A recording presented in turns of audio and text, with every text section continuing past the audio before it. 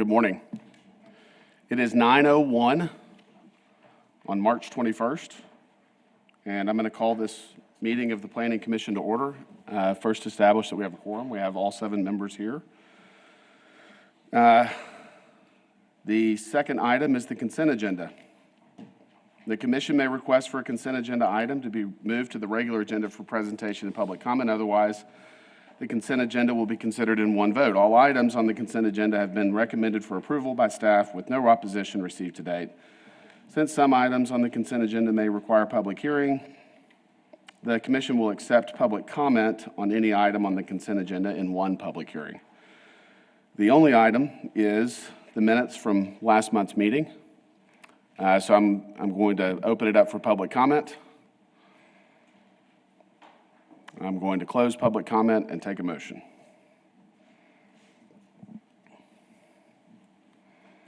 Move to approve.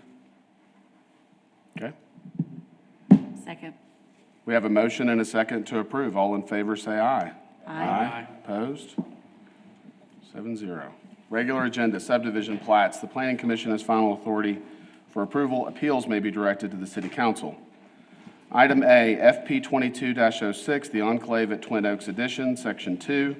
The request for approval of a final plat of the Enclave at Twin Oaks Addition, Section 2, being 8.619 acres, located north of Grandview Drive and west of Canyon Rim Drive, south of Silver Spur Drive. Good morning, Commission. Kyle Lauren, Planning and Development.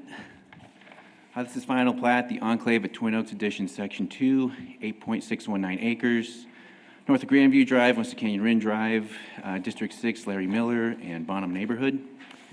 And to the left is the aerial image of where they plan to do this.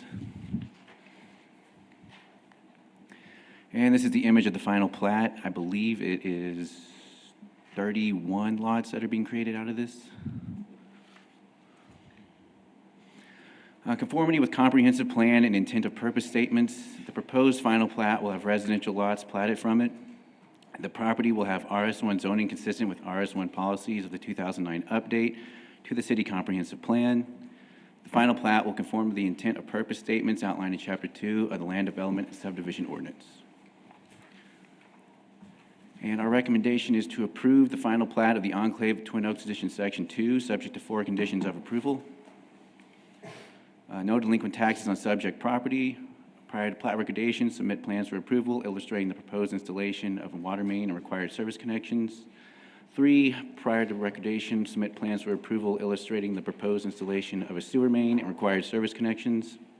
And 4, prior to recordation, submit plans for approval illustrating the required construction of Clearview Drive and Silver Spur Drive, meeting the requirements for an urban local roadway with a minimum of 40 feet of pavement.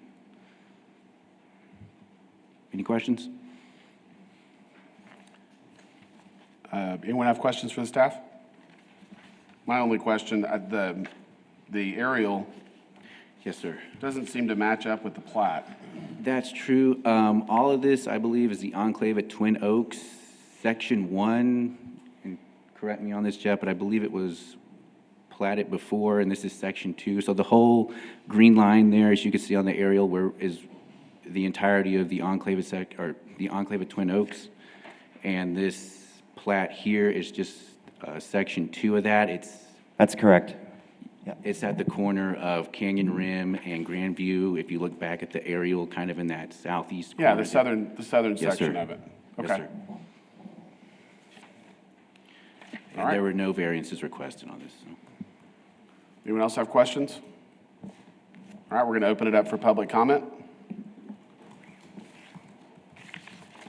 Good morning, Russell with SKG. Would be happy to answer any questions. And I saw a billboard flash up somebody's birthday today, maybe? And maybe that's an old one? Maybe it's tomorrow. Oh, maybe it's tomorrow. Okay, it's early. Happy Perhaps birthday. it's Happy tomorrow. birthday. Yes. Thank you. Tomorrow. Thank you. Thank you, Russell. Thank you. Anyone else wish to speak?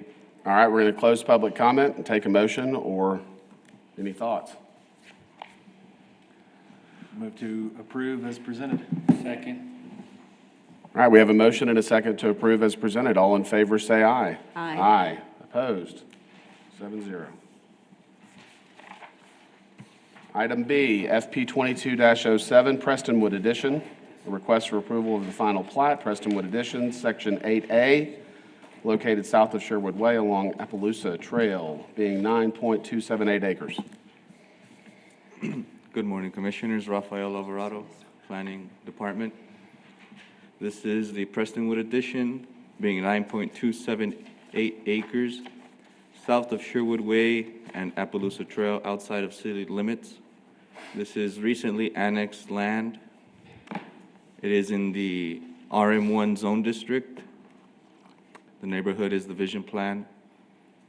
And there is also a master thoroughfare amendment that was recently approved in this part of town.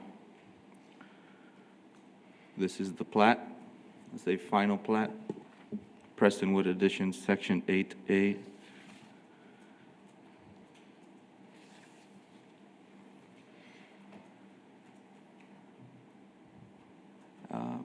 Staff recommends approval of FP 22-07, the Prestonwood Addition, Section 8A, being 9.278 acres, 287, subject to 6 conditions of approval.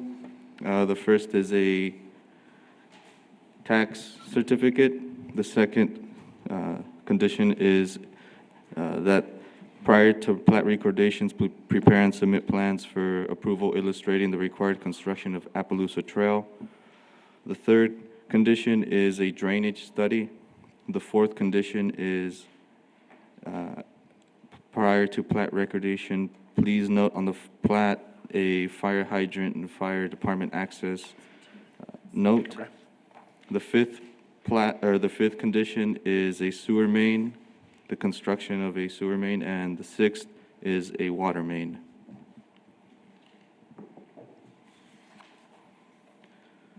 Do the commissioners have any questions for staff? Does anyone else have questions for the staff on this case? All right, we're going to open it up for public comment. If you wish to speak on this case, please state your name and address or single member district. Russell Gully with SKG, just happy to answer any questions and would ask for your approval as presented. Thank you. Thank you, Russell. Anyone else wish to speak on this case? All right, we're going to close public comment.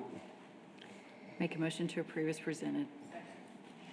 We have a motion and a second to approve as presented by the staff. All in favor, say aye. Aye. Aye.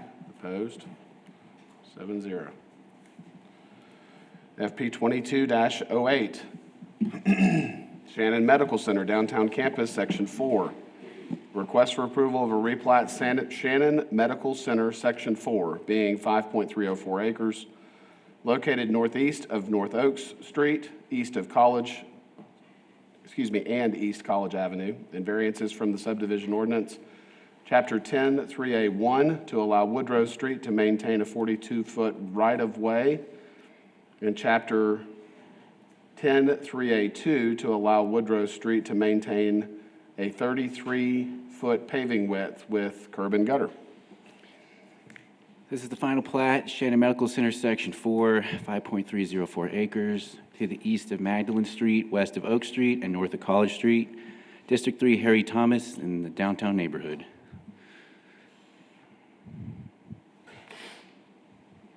This is an image of the final plat.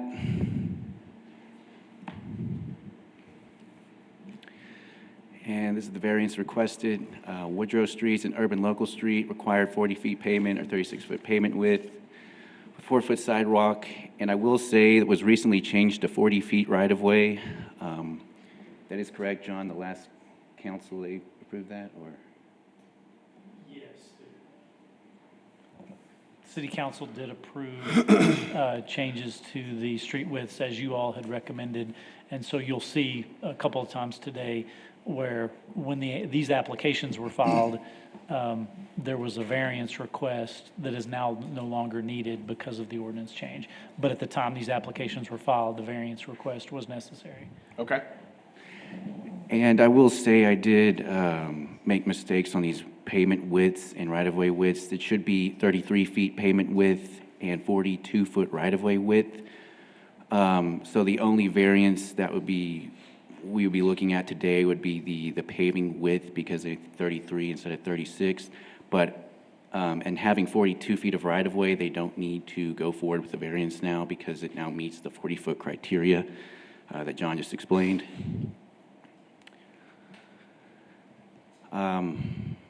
The granting of the variance will not be detrimental to public safety, health, or welfare, or be injurious to other property. Woodrow Street has existing pavement with curbs and gutters that is sufficient for traffic in this area. The conditions upon the request for a variance are unique to the property for which the variance is sought and are not applicable generally to other property. The plat in question is infill, which will not generate more vehicular traffic in this area. Woodrow Street is a cul-de-sac that provides access to SAISD parking to the north and Shannon parking to the south. And I will go back here.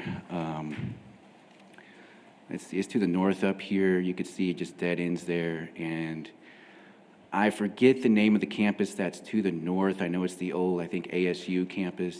Central Freshman. Central. So it's just their parking and then Shannon parking, which is already existing. They're just platting this into one lot.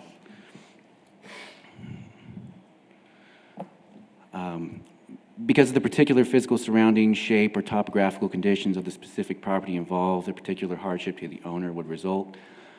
Widening the street by additional 3 feet would then create an irregular jog at the intersection of Woodrow Street and North Oak Street on the south side of Woodrow.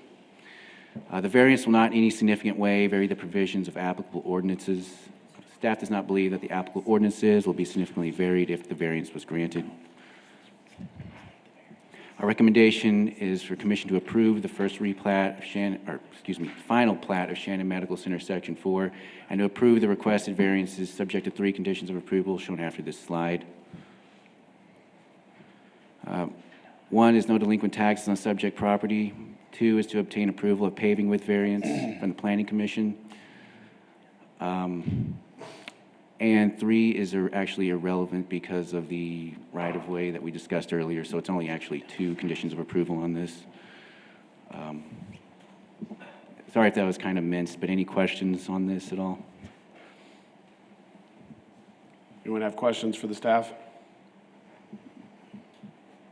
All right, thank you. No problem. We're going to open it up for public comment. Good morning, Russell with SKG. Shannon Hospitals, they're kind of in the process of evaluating and doing an expansion on the main hospital. And as part of that, they were needing to add a kind of a central plant utility feature across from the main campus building there. So as part of this, we're just platting and cleaning up an area for the Shannon Hospital. So that's kind of the reason for this. And then they were right, we're kind of in this transition time from the old original ordinances about paving and right-of-way widths to today. So I do believe, and maybe Mr. James can clarify this, but I don't know that we need a variance on the street width, because per the new paving widths, I think it's 26 or 30 feet is the minimum width. So I believe we're good on right-of-way and pavement width? That's right, yeah. We were just talking about that. It doesn't meet the standard width, but you'll remember that the ordinance has a standard width for new street construction, but a minimum width that's lower than that for an existing street. And Russell's right, this does meet that minimum already, so actually no variance is needed in this case. Okay. So we would just ask for your approval and happy to answer any questions. Thank you. Thank you, Russell. Anyone else wish to speak on this case? All right, we're going to close public comment. Anyone wish to make a motion? Make a motion to approve. Pardon me?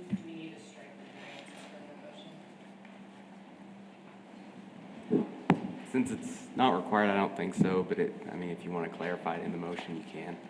Make a motion to approve the replat. Second. All right, we have a motion and a second to approve the replat. All in favor, say aye. Aye. Aye. Opposed? 7-0. Item D, RP 2208, first replat of Lot 6, Lake Drive subdivision, a request for approval of a first replat of Lot 6, Lake Drive subdivision being 4.294 acres northwest of Lake Drive and west 37th Street, and a variance from Chapter 103A2 of the subdivision ordinance to allow Lake Drive to maintain a 30-foot paving width with no curb and gutter. All right. Jeff Fisher, Chief Planner. This is 4.307 acres. The zoning is Ranch and Estate. It's northwest of Lake Drive and West 37th Street, District 2, Tom Thompson and Riverside. We've approved about 4 variances on this street already. So just the Lake Drive in this area with text dot counts over the years have served more as a local road than a collector. So basically what they're doing is they're replatting this lot into 4 lots for single-family homes. So Ranch and Estate zoning requires 1 acre.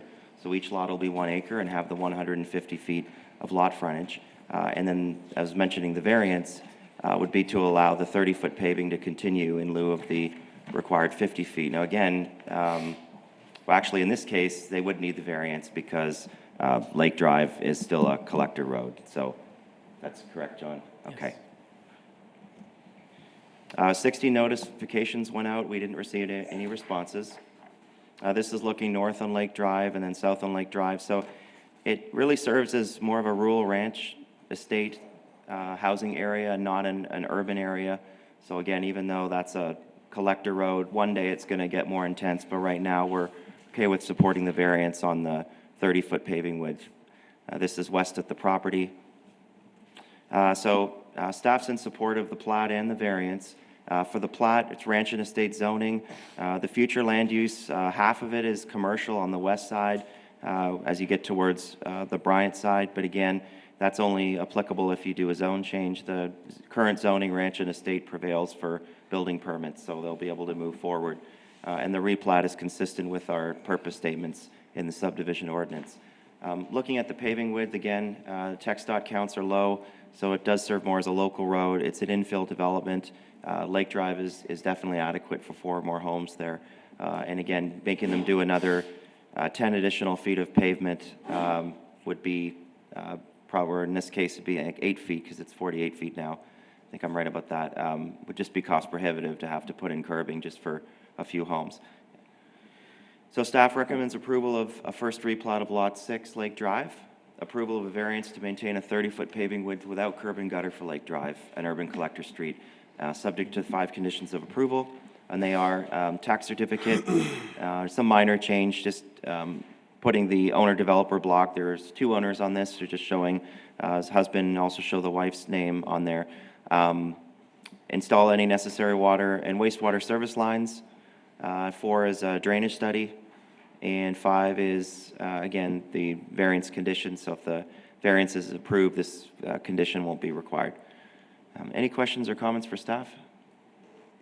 This one's pretty straightforward, I think. Anyone have questions for the staff? Or open it up for public comment. Russell Gully with SKG would ask your approval of this with the variance as requested, and then we'll just give the city engineer a heads up that we'll be asking for a deferral on the drainage study since all these lots are 1 acre, they can kind of deal with those on a case-by-case basis as they come in for a building permit.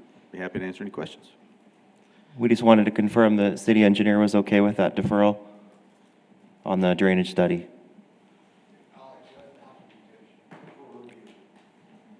Okay. So yes, we'd keep it in for now, but the way the conditions worded, they could request that deferral, I believe, after the Planning Commission meeting. Okay. Anyone else wish to speak on this case? We're going to close public comment. Anyone wish to make a motion or ask questions? Make a motion to approve as presented. Second. My mic's off. All right, we have a motion and a second to approve as presented. All in favor, say aye. Aye. Aye. Opposed? 7-0. RP 2209, Logan Greer, Section 2. Request for approval of a residential replat of Logan Greer, Section 2, being 0.185 acres located at the southwest corner of East 11th Street and Pecan Street. Variances from Chapter 103A2 of the subdivision ordinance to allow East 11th Street and Pecan Street to maintain the existing paving width with curb and gutter. Good morning, Rafael Alvarado, Planning. This is Logan Greer, Section 2. It is at the southwest corner of 11th Street and Pecan Street. It is District 3, Harry Thomas in the Reagan neighborhood. It is a replat. It is zoned RS2, two-family residential. We have received 2 letters out of the 33 notification letters that were mailed out to property owners within a 200-foot buffer of the property. One letter in support at parcel ID 14, adjacent to the property to the south, and the second letter in opposition at property ID 19. Here is the proposed replat, Logan Greer, Section 2.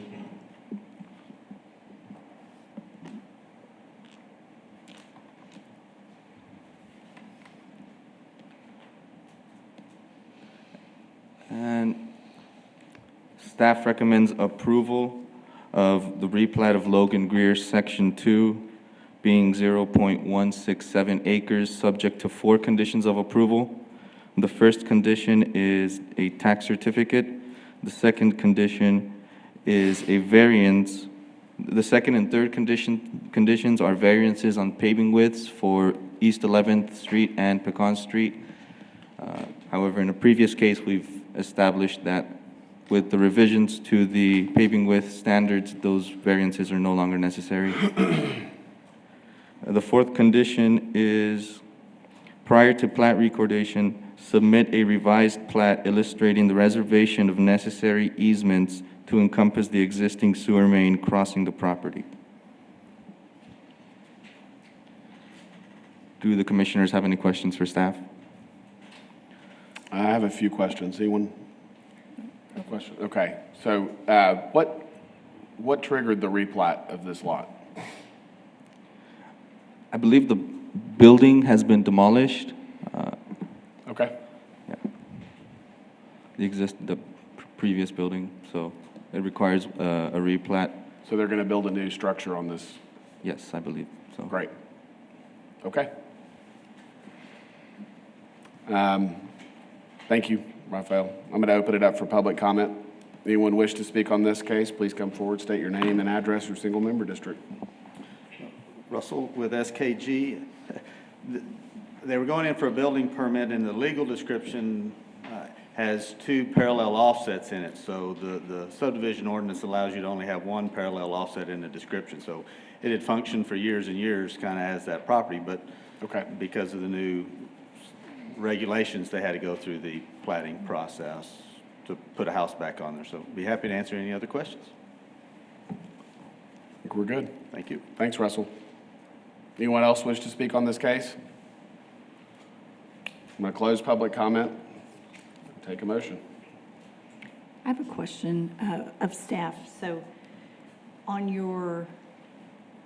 the 3 requirements that were, or the 4 requirements, number 3 was the variances. So if we make a motion to approve, do we need to remove number 3, or is that automatically done, or do we need to state it?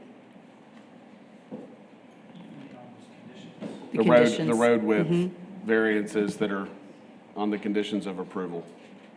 John, you go first. No, I was going to say, I think in the past, we've set it up so that it's either or. So the condition reads right now, they can, because they could still come in and pave it if they want to, or they could seek a variance. I guess the question is, do we just take off that condition now or not, or could we just leave it as either or, and that way we've already, either maybe in the motion we omit the variance, or we just leave it open since we know it's going away anyway. It wouldn't seem necessary to grant a variance if we've changed the ordinances to allow what's existing. Yeah, that's right. So Just to make it reading clean, remove reading it? the text of it, I think we can just eliminate it completely. Yeah. So eliminate number 3. Is it number 3? What were what It's number condition 3, numbers? I believe. 2 and 3. Can you pull those back up, please? They're not on Or the is there not slide, on but they're in your there? staff report.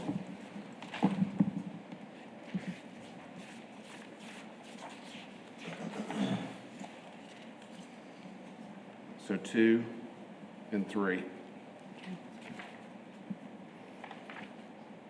Item 1 is the tax certificate. Item 4 is submit a revised plat for the illustrating the reservation of the necessary easement to encompass the existing sewer main crossing the property. Okay, so we're closed for public, right?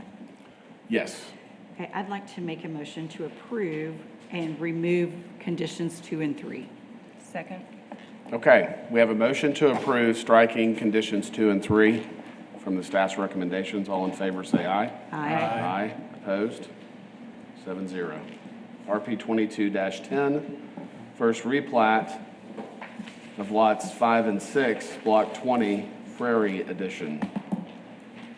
Request for approval of a first replat of lots 5 and 6, Block 20, Prairie Edition, being .663 acres, west of South Post Street and Tarver Street, and variances from the subdivision ordinance, Chapter 103A1, to allow South Poe to maintain 36-foot right-of-way, and from Chapter 103A2 to allow South Poe to maintain an 18-foot paving width without curb and gutter.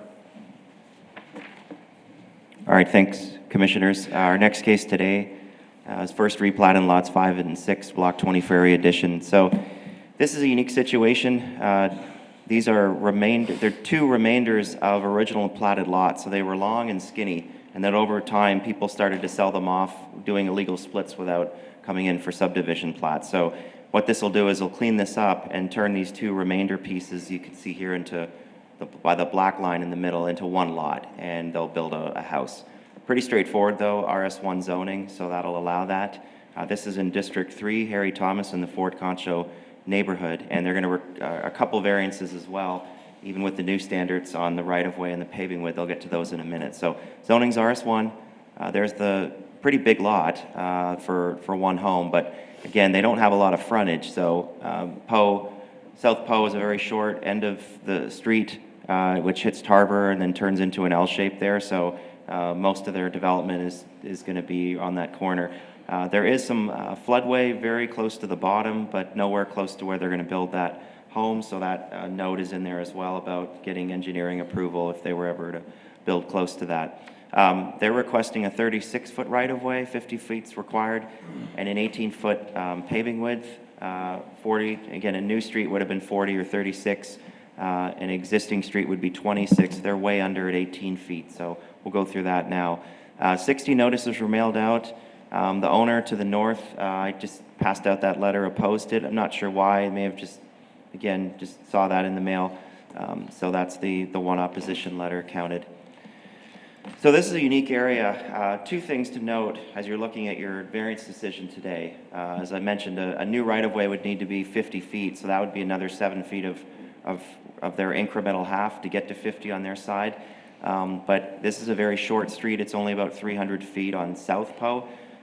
The other thing to note is the Spencer addition to the east showed the right-of-way only at 36 feet, which it is now. So it was basically platted that way. It was already deficient. So again, I think if this was a bigger area and South Poe is to continue, we may have some concerns about it. But I think given the short distance, the right-of-way is not going to really provide the city with any benefits. On the street, it tapers, so it's 20 feet at the north end, and then it's 18 feet at the south end. Now, the subdivision ordinance, even the new ordinance, requires a minimum of 26 feet, and that's built in there for fire and emergency vehicles, but that's based on counting it from the center line of the street. So the fact that all of the majority of the 18 feet are on their side of the street, we're going to support a partial variance to get up to 20 feet. So basically pave an additional 2 feet. 20 feet is the minimum for a fire truck. So we're okay with that. When the east side goes to develop, they'll put in the other 6 feet and get up to 26, if that makes sense. So the other thing to note here is there's a taper. So it is 20 feet on the north, so they've already met that. And then there's little blotches that kind of stick out at 20 feet, and then other parts were only 18. So really, if we make them do an extra 2 feet, they're only going to actually be doing a full 2 feet at certain points. Other parts might be 6 inches, other parts might be 1 foot. So they're just basically filling in that dirt that you see there. good example is where that, you can see the bottom where that, in front of that shed. So that's probably 20 feet, so they just got to bring it up a little bit and then taper it. And like I say, when you get to the north, it's already 20 feet. So there's probably a better example of it there. So you can see where that fence is. There's already pavement on the north side that goes to 20 feet inside of it. This plat conforms with the comp plan and the purpose statements. And then the right-of-way, I think I've explained that already. So it's only 340 feet long, and it was platted at 36 feet. So we're good with the right-of-way. And then again, the paving, if they had to do another 11 feet of paving, that's going to be very cost prohibitive. Also, there's a home on the east side, and I think there's a patio that encroaches into the right-of-way. So it would open up a lot of messy issues if they had to put another 6 feet, and then they'd have to ask that owner to knock their home off. So just pave the extra 2 feet, get it to 20, let the fire truck make the turn, we're good. Staff recommends approval of the plat, approval of the variance for the 36-foot right-of-way, and approval of a partial variance. So get up from 18 feet up to 20, and then that's it. So requiring an additional 2 feet of paving, and then subject to 4 conditions of approval. You got the tax cert, water and wastewater, the right-of-way variance, and the paving variance. Any questions?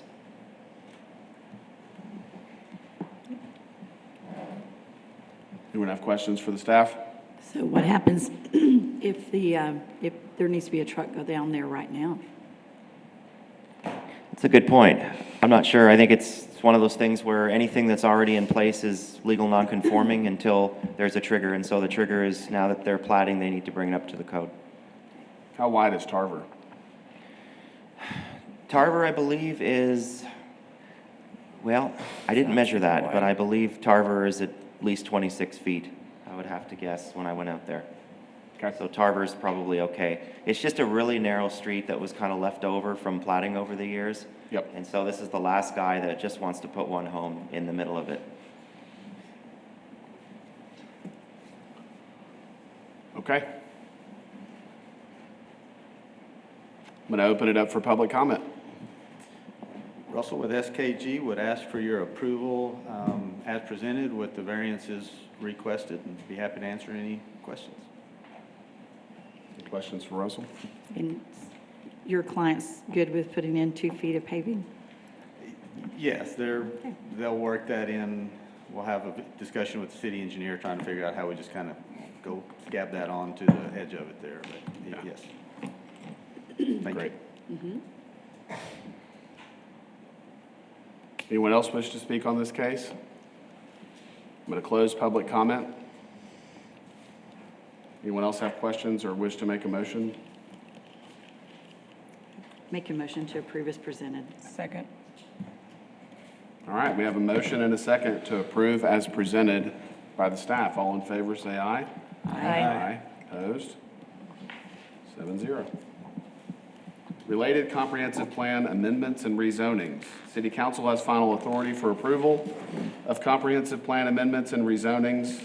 Item A, 200 block of South Bell Street. There are 2 items. I guess I'm going to read both of these in. That's right. CP 22-01, the 200 block of South Bell Street, a request for approval of an amendment to the comprehensive plan, changing certain lands from the neighborhood to the commercial future land use, being .436 acres located on the west side of South Bell Street between Culberson and Bryan Street.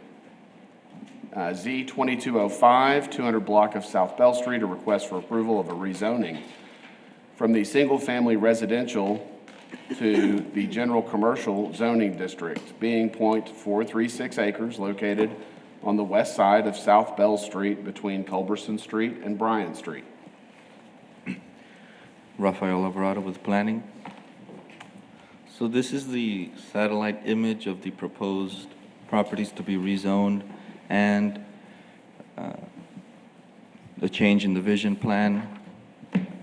It is mid-block along the 200th block of South Bell Street. It is District 3, Harry Thomas in the Fort Concho East neighborhood. And the properties total to 0.436 acres. So here are the existing future land use map and the zoning district map on the right. The proposed changes are for the zone district to become general commercial, and the vision plan commercial. So as you can see, South Bell Street and the majority of Bell Street is an interesting issue where there's a mixture of zone districts all along the corridor. However, staff's interpretation is to protect the residential neighborhood on the west of Bell Street, and historically to allow a mixture of heavier and general commercial districts on the east of Bell Street. So staff mailed out 21 notification letters to the property owners within a 200-foot buffer. There, we have received one letter in support, being the southernmost property on the corner of Bryan and Bell. Now we get to the images of the site. This is a close-up of the property. Here you have a view from across the street that shows 227 right here, and this corner property, which was recently rezoned, well, relatively in 2018, to the neighborhood commercial district. It's the pink that you see. Yeah, and that's the only difference in that side of the block. This is a view across the street. These are views along north and south of Bell Street, of the South Bell Street. So staff conducted an analysis using these 7 criteria for amendments to the zoning map, as well as the comprehensive plan amendment, which is a component of the zoning map.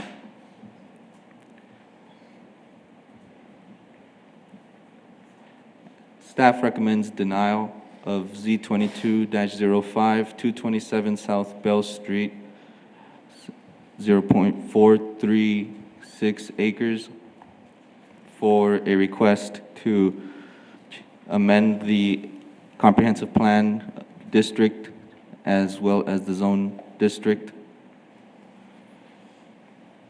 Do the commissioners have any questions for staff? Can you go back to the colored slide that shows the property, please? This one or the one before? Yes, yeah, perfect. Raf, do you mind if I share a few things, just because I worked on one of the cases, just to help? Okay, that was good. I just from my experience and history here, I just wanted you guys to, he explained it well, but originally the zone, like most cities in West Texas, the zoning was passed first before we ever had a comprehensive plan. So what Raphael was mentioning is a lot of the area west of Bell Street did have pockets of CG or CN types of zoning. In 2003 and then updated in 2009, we brought in our comprehensive plan, which is the vision plan, the left picture, and then that made that whole area neighborhood, because there were still a lot of homes there. So there were pockets of zoning, but there was also a lot of homes. And then I think it was the 2018 case, wasn't mine, but one of my colleagues did the neighborhood center at that corner, and then I think they brought in a CN zoning. So what you're really reviewing today is, do you believe it's appropriate to add more commercial, and this would be red, into that area west of Bell Street, when the comprehensive plan is mostly yellow, it has some pink there, also in the context of some of the zone changes that were done before. So that's really what you're trying to evaluate. Is it appropriate or is it not appropriate to bring more commercial on the west side of Bell Street? And I apologize, I might not have heard this correctly, but I thought they were trying to go to general, not heavy. Is that not correct? Yes, and I was going to add to what Jeff just said, that all of the, and as you can see there, all of the zoning on that west side of Bell Street is either office commercial or neighborhood commercial, which are our lightest commercial designations. And so while the question wasn't before us or you for neighborhood commercial or office zoning, that would be a different conversation. We might support, we might not. We haven't looked at that in detail. But the general commercial or heavy commercial are both heavier zonings. Right. And that's what we wouldn't want to see cross Bell Street into that neighborhood side. Okay. Because currently, all of the heavy commercial or general commercial are on that east side of Bell. Sure. That makes sense. Did the applicant ask, or like, is there a reason why they were going specifically general and not neighborhood? Well, I'd like to add that the applicants are here, but when I was working with them, the one major need for them may have been the outdoor storage component, which is limited in the office commercial and the neighborhood commercial, being the intent for that to be compatible with neighborhood zones. The general commercial zone district allows a much broader range of uses. So if you have any specific questions, the applicants are here. So can they do neighborhood commercial with a special use in order to be able to get the outdoor storage that they are requesting? That's subject to just their intended use, and if they sold the property, it would go away? I don't know if you guys know the answer to that. We'd probably have to research that a little. I don't believe it would be allowed through a special use. Probably not a conditional use. It would likely have to be a variance Okay. to the outdoor storage restrictions. And then, John, can you put a limit on the variance? Like, again, just subject to that owner of the property and if it changed hands or not?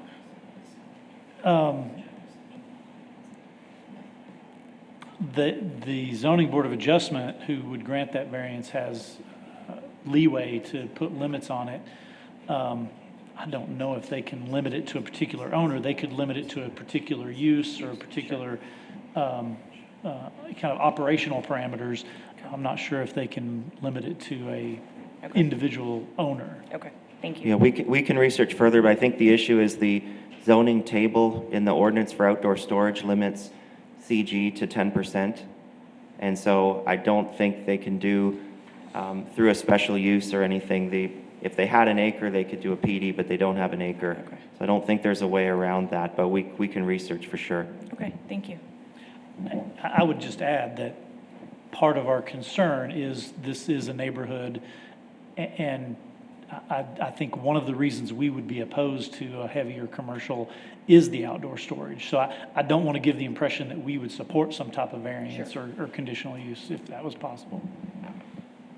Okay. What is a neighborhood center? I'm not familiar with that. I mean, it says. It's a less intense retail, commercial zoning. Raphael's correct. That's actually one of the big differences. So if you're zoned CN or neighborhood center, by the way, is a future land use, and then the zoning that fits within it is called CN, neighborhood commercial, but it's the same idea. So CN only allows you to have outdoor storage within 4 feet of a building wall. You can't just put it wherever you want on the property. So that's where I think the applicants were stuck. So if they do a CG, they could put 10% anywhere they want on the property. They're not limited to within 4 feet of the wall.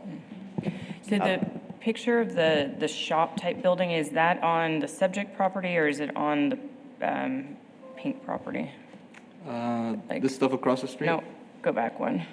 So that little shop, and it's been there forever, This. that garage to the right of the post, yes. What property does that fall on? Let's see. The applicants or the neighbors? Go back one. Yeah, I think that is part of I think it would be number 9. And then the one next to it would be 7. Can you go back one? Yeah. Oh, Right yep. here. Maybe it Because is. the shop Or is that the neighbor property? seems to be on the neighbor's property. Okay, It's the neighbor to the west, it looks Yes. like. okay. So then that is the neighborhood commercial zone district right here. No, that's single family. No, that's the one that got turned Oh, is it light neighbor, is purple. it? Yep. Mhm. Okay, That was the one in 2018 that they rezoned. okay. Does anyone else have questions for the staff? I'm going to open it up for public comment. We are the applicants, Natalie and Mauricio Valdez. And we have a picture here, and we wanted to share with y'all. Okay. So you could better understand our vision. This would be the offices of Mavico Electric, Okay. which is our company. And right now, we operate from home. So we just need our offices, you know, and we, I'm sorry, can I ask you to speak into the mic so we can pick that up? okay. So I just wanted to show y'all, you know, when y'all say heavy commercial, to me is like all the other buildings. And, well, when I read the 7 requirements that y'all have, I saw that, okay, well, we are not gonna have noise. We don't, you know, all we want is to have our office building there. And then the reason we applied for the general commercial is because of the standard ratio, The outdoor storage. well, not exactly well, yes, the outdoor storage where we would have, with commercial general, we would have the 1,000 feet or 10%. So can I just show y'all this, Yes, ma'am. please, Yes, so that'd be y'all Please can do. better understand our vision? 100%. Yes, ma'am.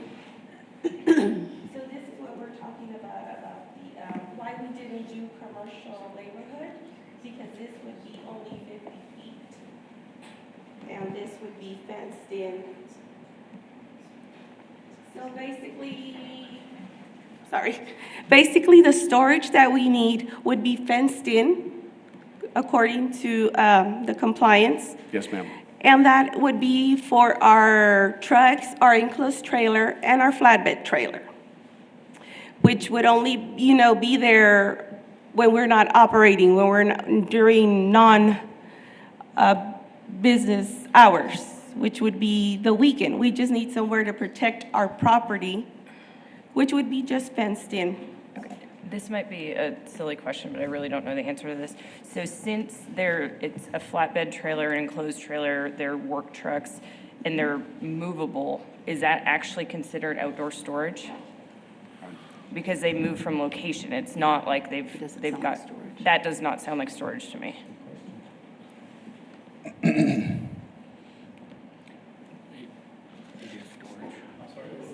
The question for the staff was if they're using the fenced-in outdoor area to park vehicles, is that considered a storage area? No, I believe the ordinance exempts parking of vehicles. So if that's all they're doing, then that would not be considered outdoor storage. That's correct. Okay. So Plus, these vehicles are storage.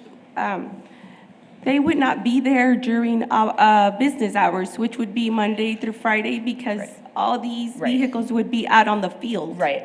So Right. our question to the staff basically was, since those are operational and leave the property, they wouldn't be considered storage. So since the staff seems to be in opposition of giving you the general commercial, would we be able to fit you into neighborhood commercial, even though, you know, you don't have as much storage around your structure for, you know, rolls of wire or whatever the case might be? Electrical If you're conduit. actually just utilizing that for vehicles, trailers, et cetera, it's not storage. it's not considered storage. So So I think the zoning that neighborhood center zoning, neighborhood commercial would work, wouldn't it, John? Does that Yeah. sound right to you guys? Yeah. Yeah.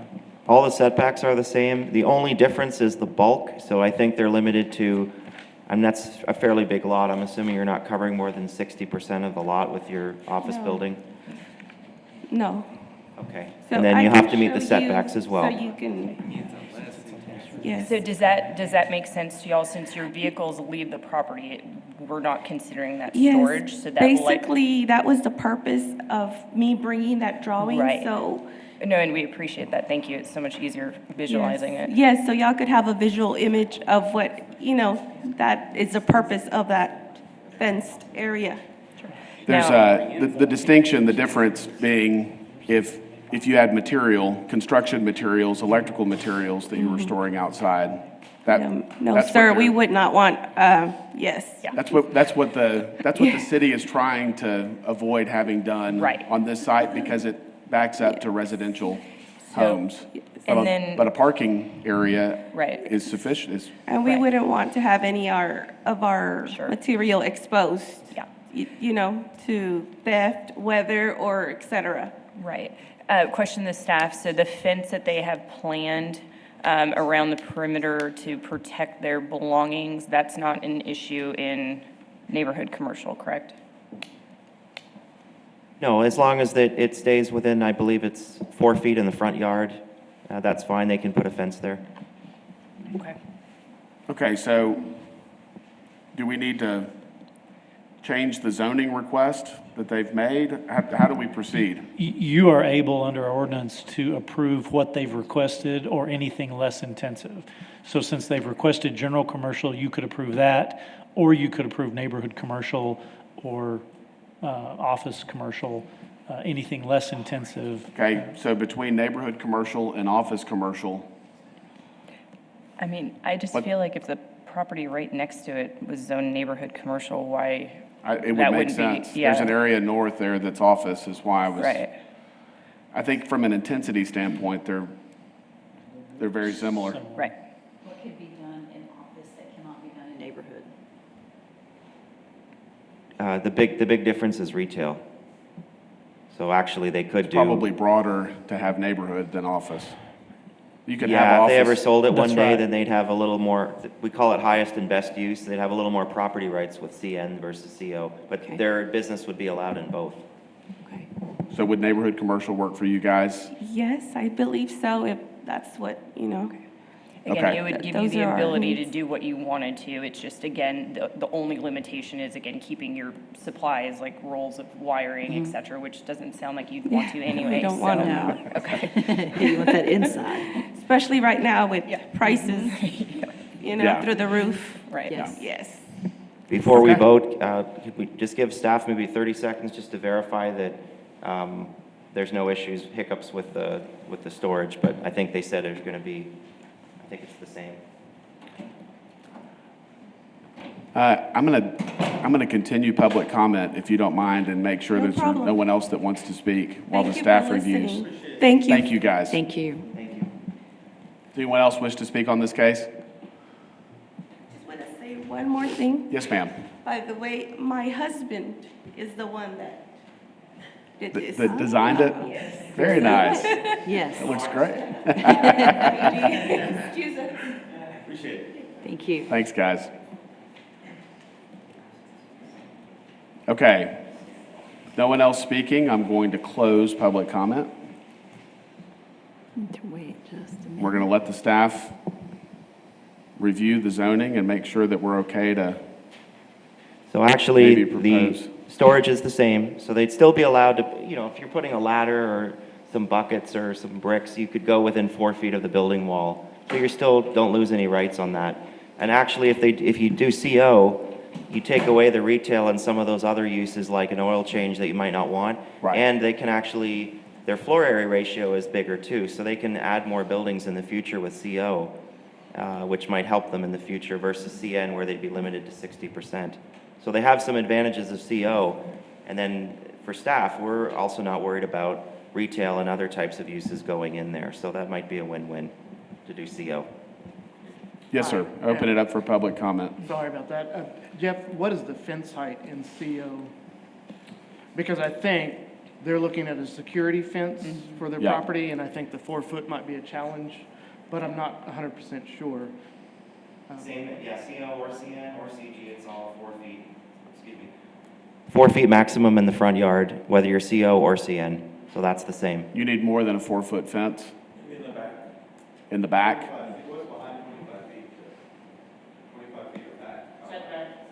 Yes, so the first 25 feet back, they can't be taller than 4 feet, but once they go back past 4 feet, they can go 6, 7, 8, it's fine. Okay. You're good with either zoning? Okay. Well, does anyone wish to make a motion or have more questions? So I would ask I would ask them which would be better, Yeah, do you guys mind coming back up for for public comment. I'm going to open public comment again. So the difference that Jeff just spoke of between office commercial and neighborhood commercial, would you have a preference for that? He was saying, you know, the office commercial does not allow retail, but it may allow you more area That's that right. you can use. So if you want to expand the square footage of your Of your building, building. you Later could in the add future. more Yes, in the later. future if you had office. Yes, I think that sounds good. Okay. That's a good idea. Thank you for Great, thank Okay. you. recommendation. I think that's it. Thank you, guys. Thank you. Turned out positive. Okay. All right. Anyone wish to make a motion? Close public comment. Anyone wish to make a motion? I would like to make a motion to approve office commercial for this property, which allows parking and that type of storage. Sorry, Sam. And I should note that this is a combined, so it is a Yes, sir, request to on both change of them. the comprehensive plan designation as well. Yes, So if that's part of the motion. for Z 2205 and CP 2201. So your comp plan would be neighborhood center, not commercial, not the more intense commercial, correct? Correct. It would be office commercial.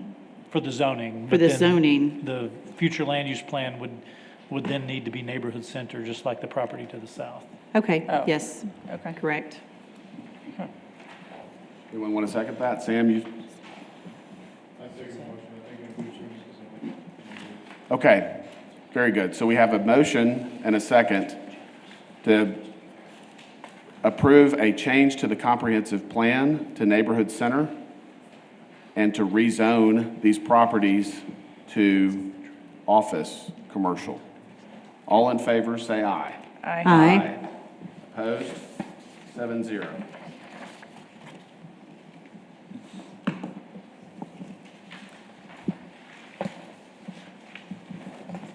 All right, rezonings.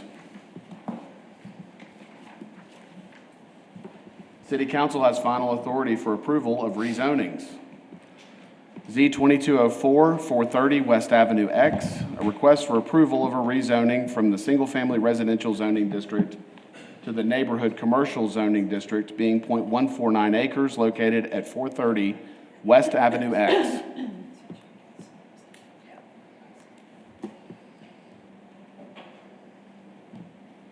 Okay, Jeff Fisher again. This is a fairly straightforward zoning on this one, 430 West Avenue X. The comprehensive plan for this area was neighborhood center for a long time, since 2009. So as you get further south on Bryant, the first 3 lots in, usually on both sides of Bryant, way back, council made the intent that they wanted it to be commercial, but not as intense as the commercial downtown. So it is neighborhood center right now, but a lot of those lots were sitting as RS1 because they had homes there, and then TxDOT punched in the highway, and a lot of those homes, as people sold them off over the years, became commercial. So kind of like HTO and Dollar Tree and all those places. So this is another one that's looking at doing an RS1 change to CN. So that's what we're looking at today. Neighborhood center is in the future land use, and then the current zoning is RS1. I counted about 5 in my research over the last 10 years where we've rezoned from RS1 to CN within 3 lots on either side of Bryant.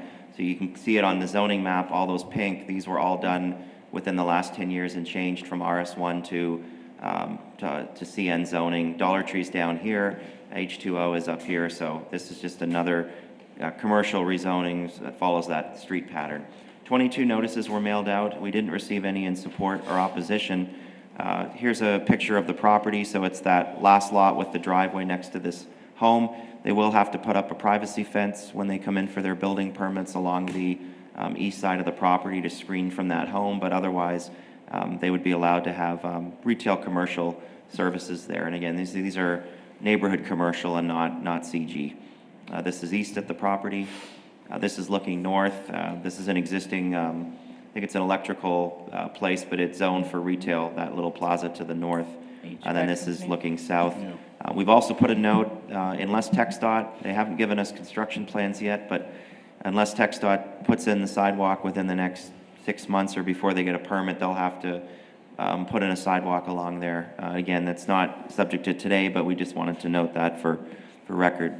The CN zoning is compatible with the neighborhood center future land use. The property complies with the CN zoning and is compatible with the surrounding area.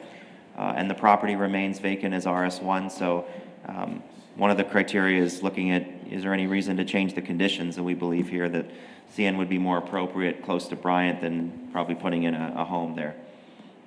Staff recommends approval of the zoning from RS1 to CN, and then the note about the sidewalk. Any questions or comments? I have a question. What is the width of the lot? I'm glad you brought that up. So the width of the lot is 47 feet. It needs to be 50, however, through the subdivision ordinance, and as outlined in other ordinances, when TxDOT comes in or a government entity comes in to acquire a right-of-way, Yes.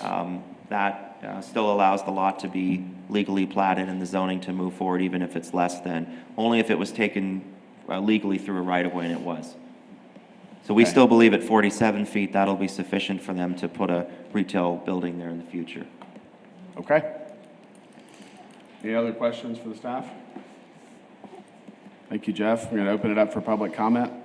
Anyone wish to speak on this case? I'm going to close public comment. Can you stop on that slide? Go back one more. So the only concern I have about go back to the comprehensive plan. Yeah. So the only concern I have about rezoning these lots that front on Bryant, I think everyone would acknowledge that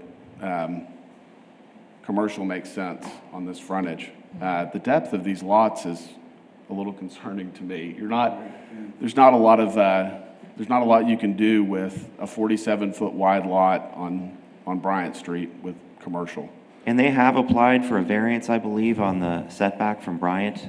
I think they're off by maybe 5 feet or something. It's close. I haven't seen the application, but I know it's in. So we will be looking at doing an administrative variance on the setback. Well, and I'm speaking in more general terms, that you're looking at about 150 feet. It looks like that the comprehensive plan has allotted for commercial frontage on Bryant, and we have a third of that here. So I'm not opposed to rezoning it. I'm just concerned about the type of development that we see along this stretch, allowing these narrow lots to get rezoned and developed before maybe the better plan to be having 3 lots and greater depth that would allow for retail and parking in front, and the more conventional, less intense commercial development that we would like to see probably along this stretch. So that's fair. I think all of these uses would have to be very small. I believe he came in for a DRC. Yeah, Jeff, he came in for a washateria he plans to put in over here, and he is correct. He is going forward with the ZBA variance, which I'm working on. Okay. He knows it's going to be a really tight fit there. Yeah. But it was cheap land because of that. Yep. So, hence where we're at. Okay. What about the TxDOT sidewalk? I mean, that's a considerable expense to put on a landowner, knowing that TxDOT is eventually going to be doing it. So where do the sidewalks currently stop in that neighborhood? Do we have any idea? Obviously, there's one by Dollar General, one by HTO or whatever. It's stubbed out from the street. Yeah, so just... Yeah, and this is... Okay. Yeah. Sorry. No, I just, because with 6 months doesn't give, I don't feel the applicant enough time to allow TxDOT to do their job without having to financially take that responsibility, personally. Well, and I use that as an average if they came in for a permit. Like, it would be whenever they come in for a permit anytime before their final occupancy. I think 2 things on this is the new ordinance would require a sidewalk anyway along arterials and collectors. Right. And I think and again, TxDOT's had a plan where they've started to fill in their sidewalk gaps over time. They had a map that they had given staff maybe about a year and a half ago that kind of showed their plans from 2018 on up to 2023.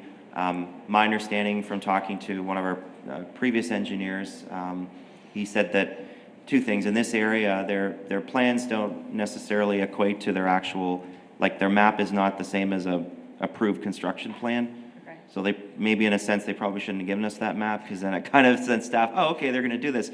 But if their budget runs out of money or they get delayed, which is I think what happened along Bryant, it could be several years or more. And so Right. then we go back to the new sidewalk ordinance, which would require it anyway. Sure. We And just wanted to give them an out. If TxDOT happened to Does. come in the next 2 months and do it, then they would be off the hook. But if Right. we haven't received any plans from them. Right, and I do understand the importance of the sidewalk, because that is more of a walking neighborhood. You know, it's just, again, a sidewalk is a considerable expense when you're looking at other things going into that And property. let's clarify what was said. The sidewalk requirement isn't enforced until CO. Is that correct? Yeah, I mean, technically, they would have to show it on the site plan when they bring in their plans for development. Right. But But yeah. they don't have to put it in until they're going for a CS. That's correct. So they have whatever that time frame is. And if at any point It's during that. probably going to be one of the last things to go in anyway, I would think. Right, and if at any point during that time, TxDOT did have approved plans and started moving forward, They could do then we it. would say, well, you don't have to do it, since Yeah. they're already Okay. working on it. Okay, Sidewalks in. thank you. Okay. Any other To questions? make sure that was clear, even if TxDOT hasn't put it in, Yes. but has already approved construction plans and are moving forward, we wouldn't make them do it at that point. Okay. If it's already a done deal Right. moving forward. Okay, thank you. Okay. Okay. Anyone want to make a motion or have other questions? Do you have the conditions again, Jeff? Do you have the condition slide, Jeff? Oh, it's straight zoning, so no conditions. Oh, Okay. So your decision today would be, do you want to approve a zone change from RS1 to CN? Okay, I'll move forward with the motion to approve as presented. Second. All right, we have a motion and a second to approve as presented. All in favor, say aye. Aye. Aye. Opposed? 7-0. Z 2206, 1740 La Follette Street. Request for approval of a rezoning from single-family residential to the low-rise multifamily residential zoning district, being .328 acres located at 1740 La Follette Street. Rafael Alvarado with planning. This is 1740 La Follette Street, 0.328 acres at the northeast corner of Schroeder and La Follette. It is in District 4, Lucy Gonzalez, the Paul Ann neighborhood. The current vision plan is commercial, however, that has no impact on the residential zone district designation. And that is due to its adjacency to Houston Hart Highway to the south. The proposed zone district is from RS1 single family to RM1 low-rise multifamily. The intent is to build a duplex or a triplex structure, both of which are allowed in the RM1 district. 33 notification letters were mailed out to property owners within the 200-foot buffer of the subject property. Only one returned in support at parcel 10 on the westernmost boundary of the buffer. These are images. On the left, you have an image of the lots from Schroeder Street here on the right to the full extent of the block. This is across the property on the right-hand side. This is a view across Houston Hart Highway and back down Schroeder Street. So we conducted a analysis based on the 7 criteria found in the Code of Ordinances pertaining to changes in the zoning map.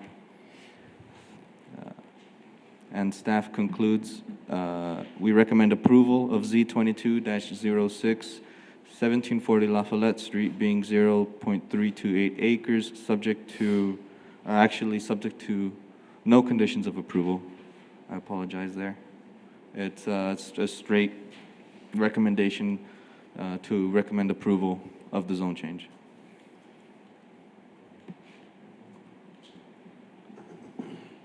All right, anyone have questions for the staff? Thank you, Raphael. I'm going to open it up for public comment. Anyone wish to speak on this case, please come forward, state your name and address or single-member district. I'm going to close public comment. Take a motion. Make a motion to approve removing any conditions. Second. We have a motion and a second to approve with no conditions. All in favor, say aye. Aye. Aye, opposed, 7-0. Conditional uses, the Planning Commission has final authority for approval of conditional uses. Appeals may be directed to the City Council. CU 22-07, 3182 North Bryant Boulevard, a request for approval of a conditional use to allow vehicle repair in the General Commercial Zoning District, being 2.476 acres located at 3182 North Bryant Boulevard.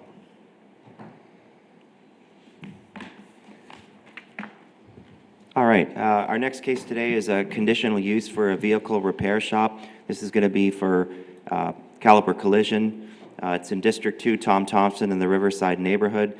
This is north of the Walmart on 29th Street in Bryant, and directly across the street from the new truck stop, which is going in here next to Bryant and Riverside Drive. So this is the new Tractor Supply, this is a new truck stop, and then it's that little, I shouldn't say little, it's about 2.5 acres, but it's that rectangle in here. Zoning is CG, General Commercial. 8 notifications were mailed out. The owner of number 8 next to it came in on Friday and talked to me a little bit.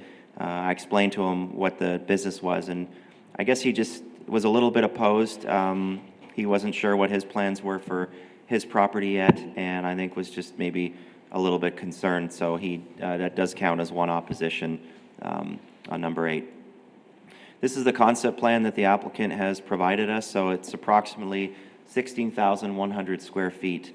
And you can see the parking areas on the property. There'll be a chain link fence going around the building. So staff had just a few concerns because of the apartments to the north. The applicant was very cooperative, and we talked about this a little more. So number one, they've agreed to a couple conditions that we're recommending. Number one, there is no outdoor vehicle repair taking place, and that there's no bay doors ever along the north side. If if they ever sold this in 20 years and a new applicant came in, we could reconsider it, but basically the north side. So they gave us some sample elevations. Again, these could change, but east actually is the real north here. So you can see that the north side is going to be the storefront, not the vehicle repair area. So based on that, staff's in support of the request. This is a very more of a clean operation. They have other locations in San Angelo. And again, the fact that all of the work will be done indoors, I think we're confident that this is, when you're looking from the apartments, this is what you're going to see. You're not going to see down here. So this is north at the subject property, south of the subject property. Again, sidewalk cutouts here as well. So similar to the other case, they would have to put in a sidewalk that would be again through the building permit phase. There's the apartments on 33rd Street. So you've got commercial on 3 sides already, and then to the east, that will be a future commercial development unless he rezones it. So there's definitely more potential commercial for this neighborhood. So staff recommends no outdoor work or bay doors facing the north side to mitigate impacts. They will comply with all of the zoning ordinance. There was, I think on the concept plan, it showed 20 feet setback from Bryant. It needs to be 25, so they will need to push that building back when they come in for a permit. And then adjacent to North Bryant, this is a major arterial road designed to accommodate large traffic volumes, and I think it'll be a compatible neighbor with the Tractor Supply and the truck stop already across the street. Staff recommends approval of CEU 2207, subject to 5 conditions of approval.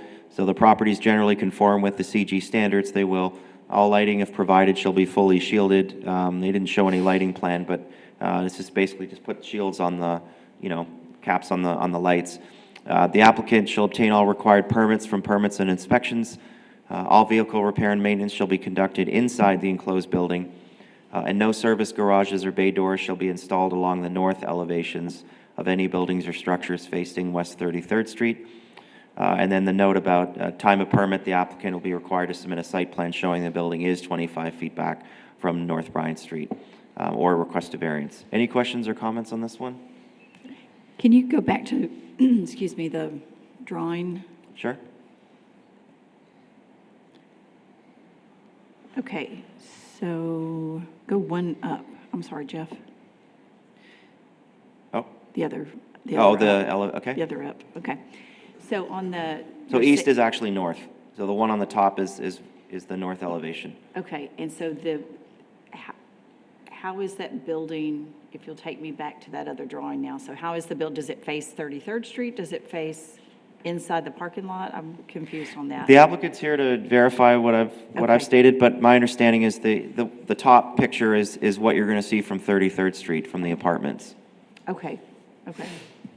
Thank you. But maybe mirrored. Which will be the main entrance of the building. Okay, on 33rd. Yeah. I was wondering the same thing. Anyone else have questions? All right, we're going to open it up for public comment.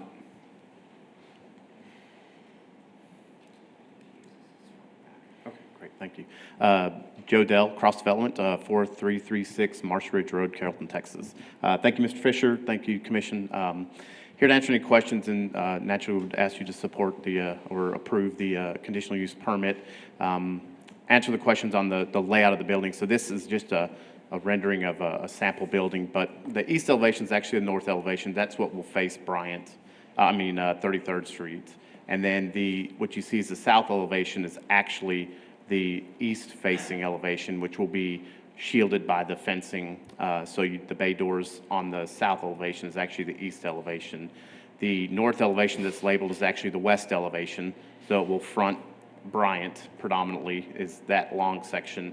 And then the west elevation is the south elevation, which will face which back up to Tractor Supply. Glad you've got that all together, yeah. So if you look at the site plan, the front of the building that has the signage with all the windows is the retail look of the building that will face 33rd Street.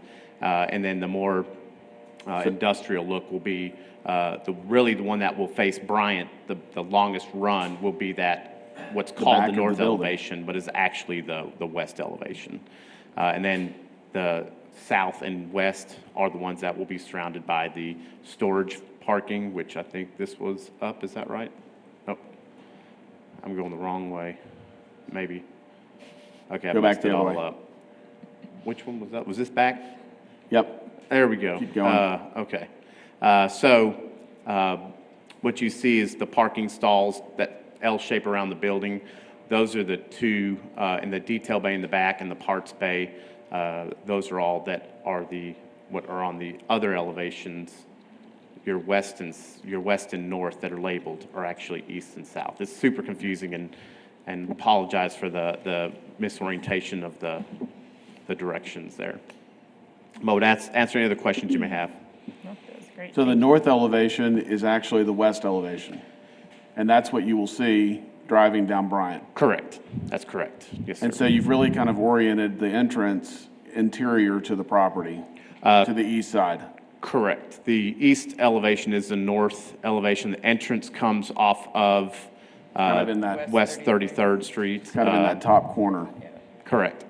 Yeah, so I guess that top corner is the approach. And, we took that into consideration for distance from the intersection back to the edge of the lot. Probably realized being an intersection, trying to get an approach off of Bryant with TxDOT is not probably a feasible thing to try to do. And so is there a sewer line or a water main? yes, there's on a that? couple challenges with the project, which we're going to correct as we come in for our building permits. Is this the little flashlight button that? Just okay. hold it down. So there's a drainage easement here for TxDOT that will be redone with TxDOT, because right now all of the water in this area sheds from the north or the northeast onto this property and then captures and funnels into a TxDOT drain pipe that runs into the highway. Culvert. So we have to capture all of this water that comes across, and we're going to run it down, and these aren't construction plans, but they're in the works. We're going to run it through a detention ditch into our detention basin, retain it, and then any overflow will be piped back to the TxDOT. So we'll capture all of that. And then there is an existing sewer easement that runs all the way down Bryant and then across. It kind of looks, you can see it's labeled there briefly, sewer easement. Right now, the sewer line comes up Bryant, and then it also cuts across here and then comes up and over to here. So we will actually relocate the sewer line that cuts across the property up and over to reconnect, to clean that up as well. Okay. Anyone else have questions? Thank you.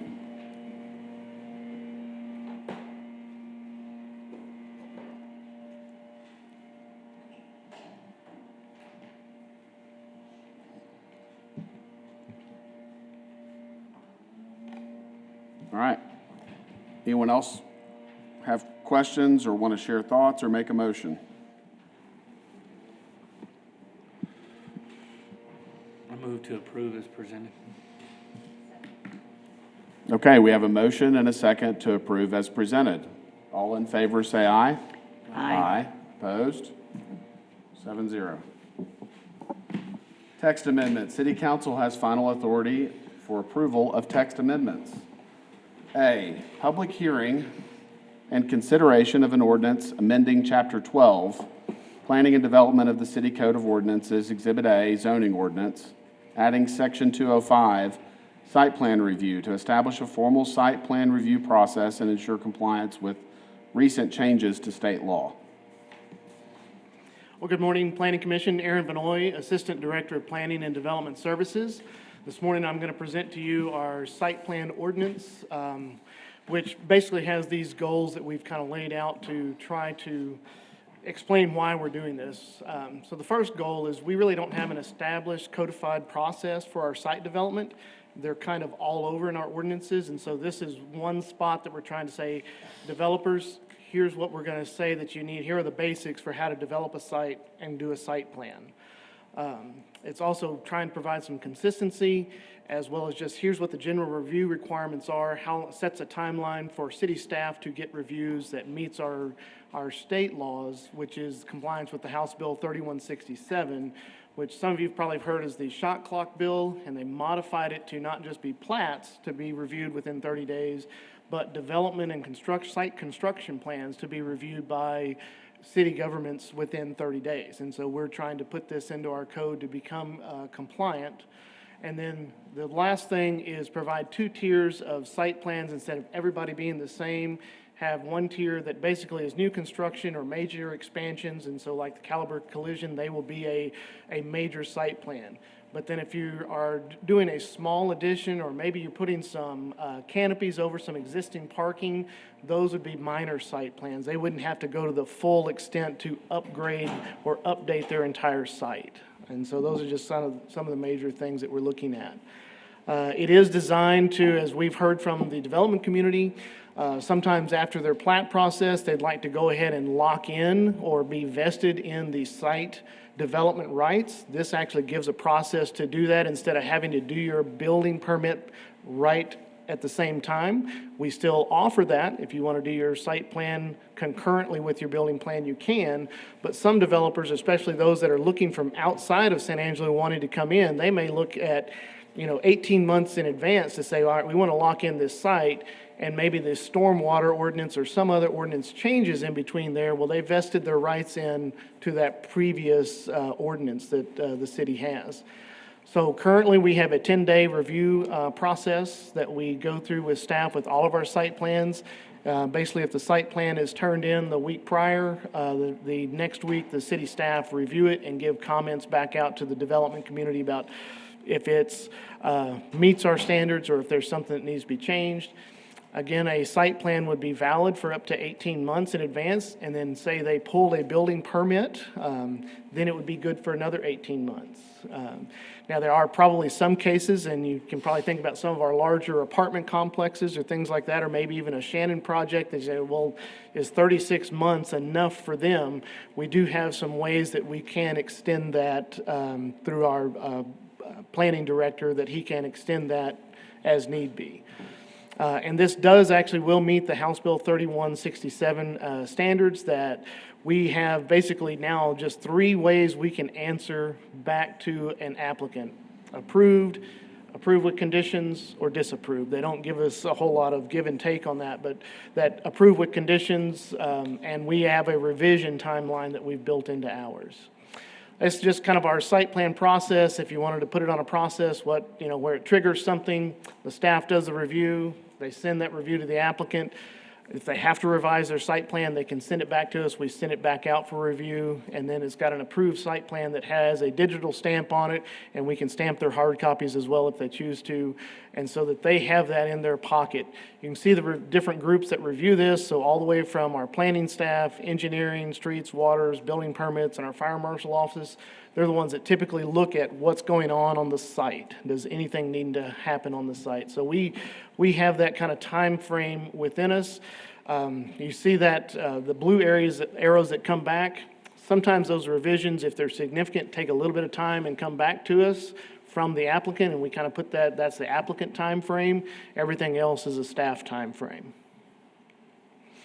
So compliance, again, we talked about the 30 days. We're going to have a 10-day turnaround for our processes, particularly with site plans. Some of our bigger plans that don't come into site plans, like water utility plans or a lift station, some of those plans do take up to that 30-day, but we're going to be in compliance with that. Again, it gives those approvals of approved conditions, or denied. And so approved with conditions, very similar to our plat processes that we do currently. So if there's a condition to install a water main or to install something, it could still be approved with conditions, so they've got it locked in. They just don't have to do those conditions until they actually pull the building permit and have those completed at the certificate of occupancy. If it's denied, we allow revisions up to 60 days without a new application, so that we're not charging them twice. They get those revisions in so that we can re-review those under the same review cycle, if you will. They're not having to do another application. Again, it created the 2 different tiers. Here's kind of what triggers what tier. New construction of a principal building, and I use the word principal building. You'll see later, if there's a new structure that's an accessory building, it may not trigger a major site plan depending on its size. Conversion of a residential use or structure to a non-residential use. So if we've got a commercial property that goes now to a commercial property, obviously we want to look at it to make sure it conforms to the commercial guidelines. Expansion of a principal structure or expansion in land area use. And the exception is single-family and two-family residential construction would still only have a site plan under the building code, not all the other codes that we have. So they've always had one under the building codes. We're going to allow those to stay in the single and two-family residential codes, where everything else will be looked at, like multifamily and up is looked at as the commercial codes.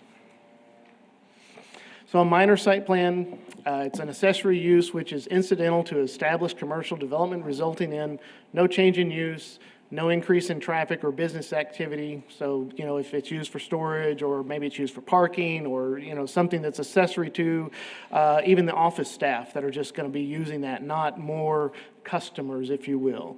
Height and placement doesn't violate the zoning ordinance. The gross floor area is less than 50% of the existing floor area. And then no more than 5,000 square feet of impervious surface. So that's really kind of designed for those smaller businesses that are just, hey, it's time for us to add on a little bit. We're not really changing our use. It's probably not going to be new retail space, but I got to add a few more offices for staff, or I've got to add a break room or something like that. This is going to be then a minor site plan and not have to go to the same height as a major site plan. So Here's the, approval, expiration, and extension. So once it's approved by the city, again, we will stamp it. Site plan's valid for 18 months. If a building permit is secured, we can extend another 18 months. So we will be working with contractors, so they're very strategic with that, so they know what's going to happen and kind of go on, because as we all know, there are times, there's supply shortages out there. There are things that happen to a site that they start digging in one place and realize, oh, that unmarked sewer main is there, and we've got to do something different. And so we are willing to work with the developers to help keep that a valid site plan. So in the text itself, we are going to recommend some changes. This has gone to the Development Task Force over the last couple of years, just in concept, and each time it comes back as more defined. The last time was the actual ordinance text, and we do have these kind of changes or clarifications in there. And so I don't know that you have it in front of you, but section B6, the sentence was, "This includes but not limited to review of the following," and so we're actually changing that to just say that it's limited to a review of the following in a major site plan, so that there's no confusion, just kind of a clarifying thing. Section B, 7A, IE, it talked about so much impervious surface. We're basically saying, no, we want it to meet whatever our current stormwater ordinance is at that time. If it changes, if stormwater ordinance changes later in the future, this is a little more clear that it's okay, whatever the current stormwater ordinance is at that time. Section C3, the sentence was, "This does not preclude any authorized reviewer from requesting any other necessary information to ensure compliance." Our development group thought, well, that was very open-ended. Well, what if they want want something that may not really be due to a site plan? And so we tried to narrow that down, that the authorized reviewer may request additional information to complete the application for review to meet the site plan requirements, so that it's very specific to site plan items. And then section F, section F deals with once the project's completely over and we're ready to do a CO check, we're out there, staff. This gives a little bit of variances because, again, site conditions can change. And so we had it to where it was, basically it had to be almost exact to whatever the original site plan was, but this gives a little bit of variance in there. And so A is an increase in the building footprint of any building by more than 10%. So maybe they had a design change. Instead of going back through a major site plan review, we can go ahead and approve it this way instead of going back through another cycle and possibly delaying some things. B, we're actually going to kind of delete because it's probably a little redundant because we probably have that covered in some other ordinances, and here it may not make that much sense as far as a site plan. How does that impact a site plan? So we've kind of agreed to delete that. C and D talks about setbacks and separations, and I bring those two up and you can read those, but F is kind of all right, it can't violate the building code, and so if those setbacks get within a building code distance that are a problem, the building code takes over. But what the developer's saying, well, we may have said they're going to be 30 feet apart, but we've scooted them to 25 feet apart, and that's still within the building code. We're okay with that. And then a reduction in the ratio of off-street parking and loading spaces to gross floor area in the structures. We just kind of added, I don't know that we even tweaked that one. I think that one was the same one. So F is kind of our catch-all. It was kind of added to, all right, you can't violate something else in our building code or the city ordinances. And as far as I know, I think we've addressed all the items from the Development Task Force. I think Mr. Gully might be the only representative here today from the Development Task Force to talk about some of those things. The recommendations are, the city has discussed this with the Development Task Force over the past few years. Our recommendation is to approve with those previous slides of text changes, unless y'all have other questions or clarifications that y'all would like to make. Any questions for me? I don't have any specific questions. You were talking about HB 3167. Does that apply to building permits as well? That's, right now, it just has the word development plans, and I think each city has decided to interpret that differently. We don't have any building plans that go over that time frame. Our standard commercial plans is 21 days. Right now, our average is less than 10 days Our residential plans is 2 days, and our average is 1.3 days on our residential. And so our staff do an amazing job over in building impressive. permits to get through those projects very quickly. But our city right now does not indicate that dictates over building plans themselves. Okay. There was a bill in the last legislative session to apply this specifically to building permits, and that failed. Okay. Yeah. Interesting. Yeah. It's always the building permit. It's not the site review. Well, That causes it could be. problems. I It think could be, I in guess. some cases, some developers kind of just combine the two as one. Yeah. And we really are separating them as two different entities at times. And I think that actually helps delineate some of the responsibilities and where people come in to review things. I've read through all the changes that you made, and I think it looks really good. It helps clarify quite a bit. So, thank you for your efforts. Aaron, I had a Anyone else question. have questions for the staff? That's okay. One of the slides you mentioned securing a building permit is this just for staff's knowledge. Does that mean building permit issued or just the building permit has been applied for and it's in the review process? I think secured means it's been issued, Yes. but just wanted to make sure. Okay. Yes, that's correct. Thank you.